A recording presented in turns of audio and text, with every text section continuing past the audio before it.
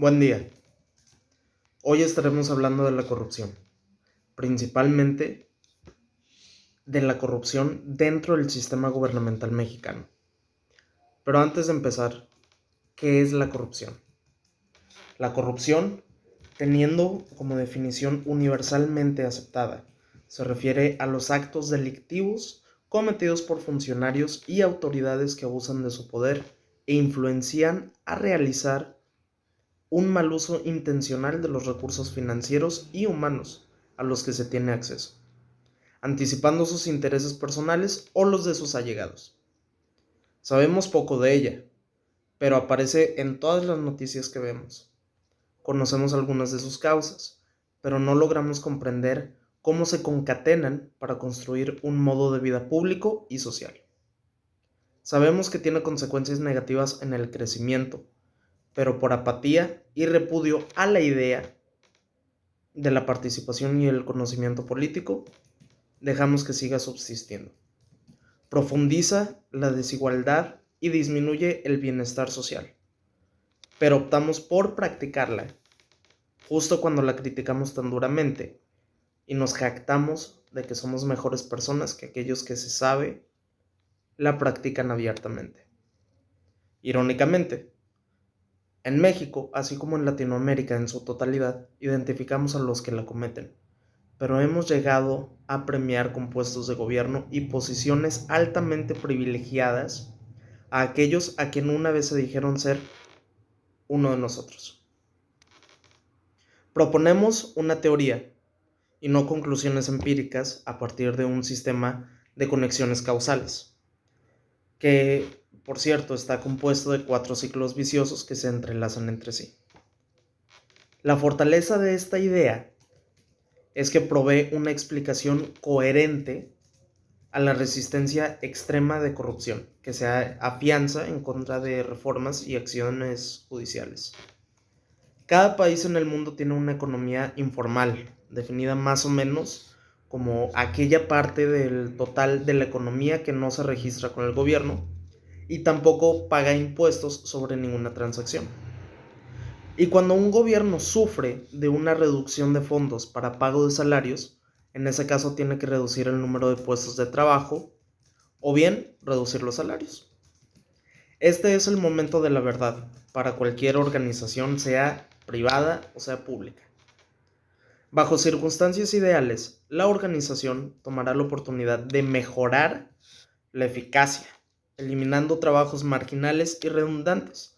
Un ejemplo de esto puede ser cualquier diputación plurinominal de los partidos que me gusta llamar rémoras, ya que se mantienen vigentes gracias a las votaciones y a las aprobaciones minúsculas que recibe por parte de la sociedad mexicana. Sin embargo, cuando un gobierno ya está plagado de personal corrupto o incompetente, en ese caso la respuesta oportuna podría ser pagar menos de los niveles salariales nominales en la medida en que la remuneración actual cae a niveles por debajo de los aceptables. De la misma manera, los funcionarios públicos tendrán aún menos incentivos para abstenerse de entrar en prácticas corruptas y el personal competente comenzará a dejar sus empleos en el gobierno. El fenómeno de la corrupción es un problema que ha venido afectando a todas las agendas del mundo y México no es una excepción, ya que ha crecido de manera extraordinaria en un periodo de tiempo ridículamente corto. Es decir, desde la década de los 90 hasta el día de hoy, organismos internacionales como Transparency International ha pedido hasta el cansancio a México que tome control de sin saber que el gobierno es el que termina perpetuando estas conductas. Ante la dificultad de conocer exactamente el número de actos de corrupción cometidos, se han desarrollado algunas metodologías alternativas para su medición, siendo que la mayoría de los estudios corresponden a algunas de las 3 universalmente aceptadas categorías de encuestas. La primera siendo de percepción sobre la extensión y frecuencia de la corrupción. La segunda sobre la participación o exposición a una conducta clasificada como acto de corrupción. Y la tercera, que esta es muy personal, de actitudes y valores frente a los actos de corrupción propios o de otros. Esta suele ser la más complicada, ya que a un nivel personal no se puede ser completamente objetivo ni imparcial. Por lo menos no sin la ayuda de un tercero, puesto que nos juzgamos a nosotros mismos. Ahora ya pasamos al tema principal, la corrupción dentro del gobierno. La región de interés para este trabajo es México, pues consideramos que pocos estudios han hecho un análisis detallado y preciso sobre la satisfacción de la democracia en uno de los bloques donde menos regímenes democráticos ha habido durante el siglo XX. Aunado a esto, actualmente en esta región se presentan casos de corrupción radicales. Uno de estos ejemplos que podemos ver y que fueron recientes fue el caso de Odebrecht con una empresa brasileña que actuaba como consultor privado justamente para Pemex, una empresa mexicana cuyo titular, Lozoya, actualmente se entiende como presunto culpable de este tipo de actos de corrupción. El impacto de la corrupción puede observarse en el día a día, o sea, en el caso de las transacciones rutinarias, por ejemplo, trámites burocráticos, estas se han convertido en prácticas que deben ser pagadas, lo cual constituye un soborno, que eso es un delito impensable. Para que se ejecuten de forma más eficiente. Así es como funciona un soborno, así es como funcionan los actos pequeños de corrupción que podemos encontrar en el día a día. También se pueden percibir en aspectos más profundos y fundamentales de los regímenes democráticos, en los que corrompe el vínculo entre las decisiones que se toman colectivamente y la capacidad de la sociedad para influir en ellas a través de aspectos básicos y necesarios para el sistema democrático, como las discusiones colectivas, el debate o el voto mismo. Otro caso de corrupción que también encontramos reciente aquí en México fue el caso del candidato a gobernador Salgado Macedonio, que ya contaba con carpetas de investigación abiertas y vigentes, y aún así se postuló para ser candidato a Guerrero. Los actos de corrupción minan los valores y principios de la democracia, principalmente la cultura democrática.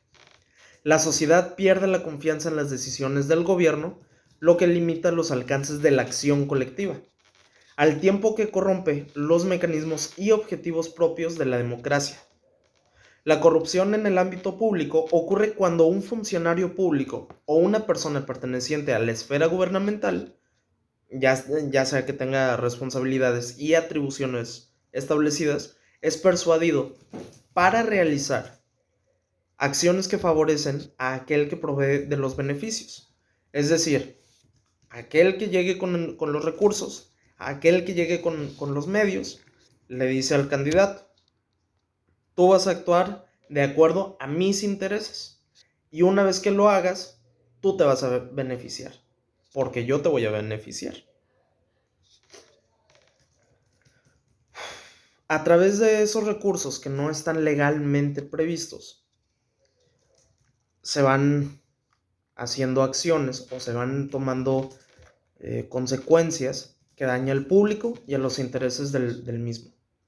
En el ámbito de la corrupción política no se concibe la ética como un elemento moral, sino por el contrario, se hace referencia a una ética pública, es decir, a una ética colectiva.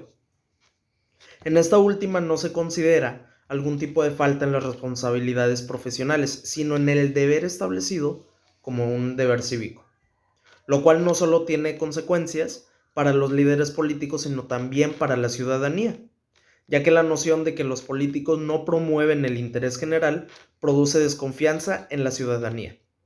La impresión de que no existe igualdad en las preferencias y en las decisiones tomadas en la conducción del Estado y de que la búsqueda del poder está por encima de la búsqueda del bien común en sus decisiones, deteriora la relación entre los políticos y los ciudadanos.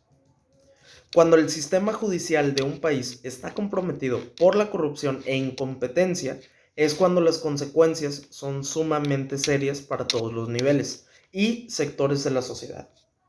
En particular, consideramos que un sistema jurídico incompetente permite que el crimen organizado avance. Entre las primeras señales en aparecer son los incrementos en las ventas de drogas ilícitas, asuntos de protección y extorsión, secuestros para fines lucrativos, juegos de azar, aunque estas últimas tengan un trasfondo legítimo. En México es muy común que el crimen organizado, después de estas ganancias, o sea, de las ganancias que provienen ilegalmente de las drogas, del secuestro, del tráfico de influencias, de los juegos de azar, pasan al sector de construcción, al sector inmobiliario, ya que pasa a una serie de empresas que manejan un flujo altísimo y ridículo de efectivo, las cuales muchas resultan ser respaldadas por los mismos políticos o funcionarios públicos que tienen algún puesto jerárquico que les dé autoridad sobre un sector específico. En el peor de los casos, a veces los mismos criminales se vuelven políticos o funcionarios bajo el escudo de que, igual que los capaces, tienen el derecho cívico y político de votar y ser votados. A continuación, pues ya voy a presentar algunas propuestas para encasillar estos problemas, encontrarles una solución y explicar la viabilidad de estas propuestas que presento. La problemática aquí, la ideal, o sea, la que ya identificamos, es la corrupción política en el sistema gubernamental mexicano. Esa es una. La candidatura de personas que no están capacitadas ni son aptas para un puesto de elección popular. Eso se da mucho en todo lo que es Latinoamérica. Y eso justamente es uno de los problemas más grandes que también van generando corrupción. El nepotismo causado por la corrupción dentro de todos los estratos sociales. Ahora, como objetivo planteado para estos problemas es incentivar la participación social en asuntos sociopolíticos, eliminando la apatía de la sociedad hacia el gobierno, o sea, el repudio de la gente, del gobernado, hacia el gobernante.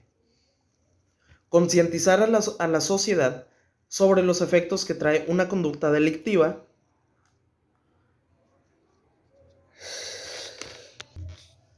y corrupta a un Estado en su totalidad. Las metas establecidas para estos proyectos consisten en eliminar el exceso de partidos políticos que sirven como gasto comprobable del erario, eliminar puestos como las diputaciones plurinominales que mantienen vivos a esos mismos partidos rémoras que había comentado hace unos momentos, que viven justamente de alianzas estratégicas con los partidos grandes. Establecer un método eficaz de vigilancia política para candidatos y funcionarios o servidores públicos.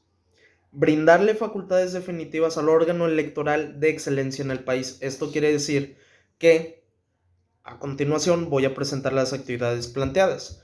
Capacitar constante y debidamente a los funcionarios y servidores públicos de elección popular. Esta es una facultad que se le puede atribuir al órgano electoral, que en este caso es el INE. Reducir el número de participantes a candidatos para implementar un sistema de democracia directa. Me estoy basando en el sistema electoral de Estados Unidos. Esto quiere decir una democracia directa en el que el pueblo tiene completamente la decisión y la voz. No como aquí en México, que se toma un representante. Mantener una fiscalización estricta respecto a los bienes y recursos designados al desempeño de la función pública del funcionario y o servidor público de elección popular, antes, durante y después de su encargo. Establecer medios efectivos de comunicación entre gobernado y gobernante que no dependan del Instituto Nacional Electoral y aumentar la punibilidad de actos de corrupción y remover el fuero político que disfrutan durante el cargo para todas las esferas políticas. Para más información, en el documento, en el escrito, en este trabajo se encuentra todo el proyecto. Gracias.